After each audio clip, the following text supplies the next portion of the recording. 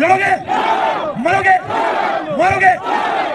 मेरे गैरतमंद भाइयों, मैं आपको पख्तून सलाम पेश करता हूँ कि आपने पख्तूनख्वा की आवाम ने हमेशा खैरात के ऊपर अपने आप को साबित किया।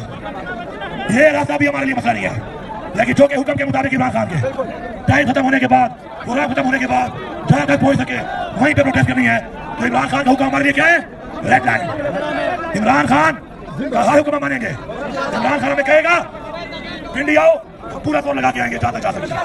वो कहेगा लाहौर आओ, हम लाहौर तक जाएंगे। वो कहेगा अदियाला आओ, हम अदियाला तक जाएंगे। अब